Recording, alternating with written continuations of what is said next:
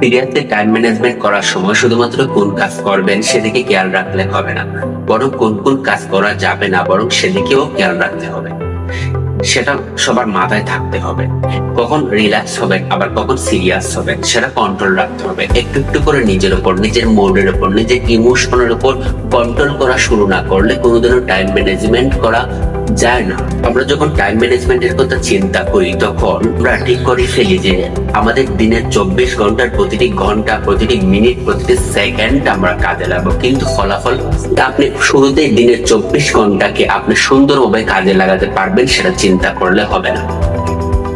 এমনকি আপনি সারাদিনের মধ্যে 10 ঘন্টাও ম্যানেজ করতে পারবেন না, বরং আপনি চেষ্টা করতে হবে যে সারাদিনের মধ্যে 3 ঘন্টা দিয়ে শুরু করা। অন্তত আপনি যদি 3 ঘন্টা ম্যানেজ করা দিয়ে শুরু করেন, একটা অ্যানালগ টাইম বক্স সেট করেন, সেটা ম্যানেজ করতে পারেন কিনা দেখেন। প্রতিদিন 3 ঘন্টা এফেক্টিভলি কাজে লাগাতে পারেন কিনা দেখেন। তারপর সেটা আস্তে আস্তে বৃদ্ধি করবেন।